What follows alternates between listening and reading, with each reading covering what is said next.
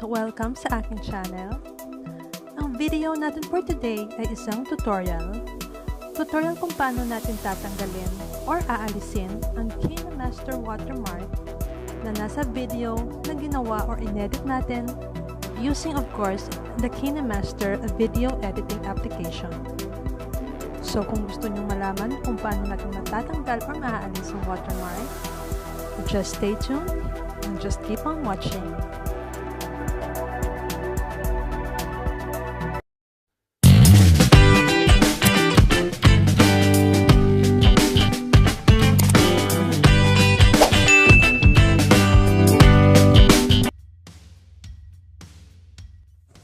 Okay, let's start. So, ituturo ko sa inyo kung paano.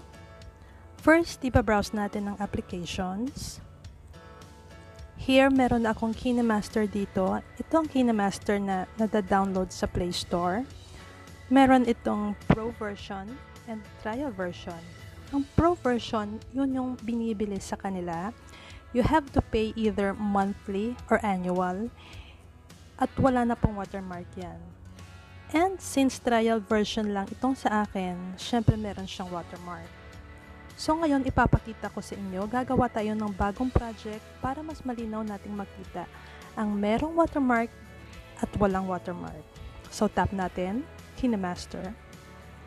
Ito. Gagawa tayo ng bagong project. Okay. Select 16 by 9. Then tap media. So, dito maghahanap tayo ng media na pwede natin gawing sample.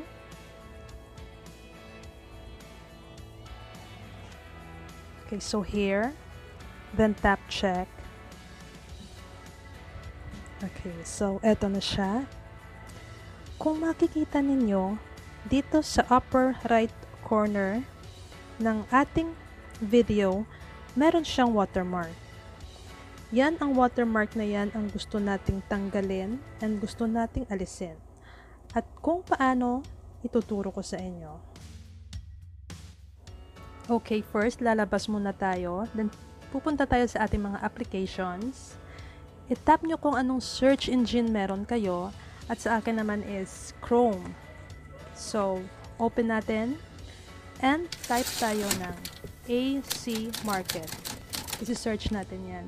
AC Market. Then, itong nasa top, ito yung kukunin natin. Just tap. Ito yung AC Market na ida-download natin. Just tap download now. Download. Okay, so medyo malaking file to. So, it takes time. So, ito na. Ito tapos na. Tap open.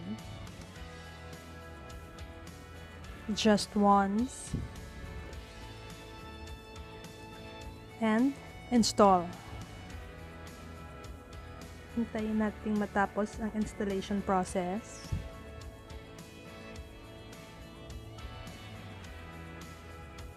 So here, tapos na. Tap open.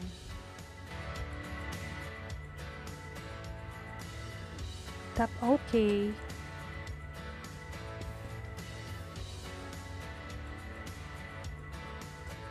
Allow. Allow.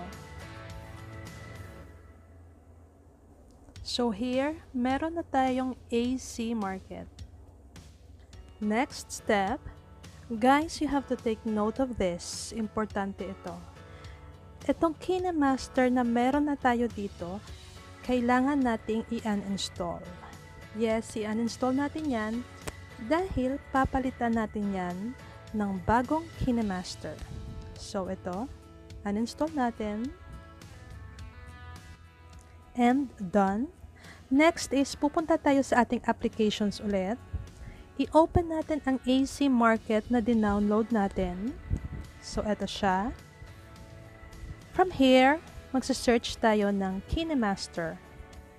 Just type KineMaster.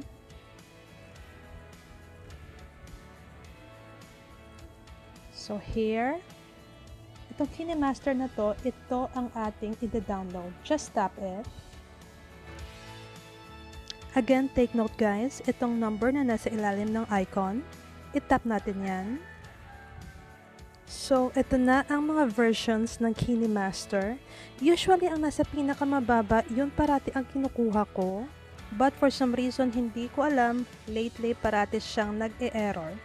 So, ngayon, ang kukunin ko na lang is yung nasa taas niya, yung second to the last version, ito na lang ang kukunin natin. Then, tap this to start download. Makita ang progress ng download, you can tap it here. Medyo malaki ang file na to, so you have to be patient. So, eto na. Almost done! So here, just tap just once. Install.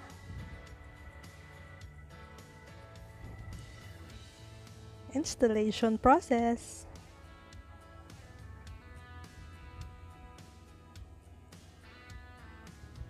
And we're done. So tap open. Just tap allow. Allow. Okay, so ganito talaga guys. Every time bagong install ang KineMaster mo, you have to run analysis. So just tap that. Sandali lang naman to. It takes around 2 minutes.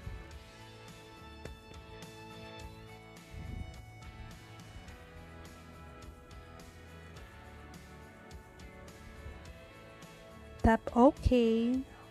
Oh, so here you go. Ito na ang bagong KineMaster. Okay, so this time guys, gagawa tayo ng bagong project at titingnan natin kung meron pa ba siyang watermark or wala na. So here, 16 by 9 again. So tap media. Okay, maghahanap tayo ng bagong video. Oh, I'm so excited! So eto. Okay, tap check. Okay, so eto na siya guys. I-play na natin. So, here it is guys. Malinis na. Kitang-kita ninyo, wala na siyang watermark. Wala na yung watermark na nakita natin kanina na nasa upper right corner ng ating video screen. Wala na. It's completely gone. Pwede na siya nating i-save at pwede na siyang i-download sa YouTube. Okay, pero bago yan, i-edit muna natin. Lalagyan natin ng caption. Okay, just for the sake na ma-edit natin ang video. So, eto na, may caption. So, eto na, ang edited video natin. And once we're done, pwede na siya nating i-save. And to save, just tap this icon. And here, itap natin ang edited video natin. And tap this. Tap export.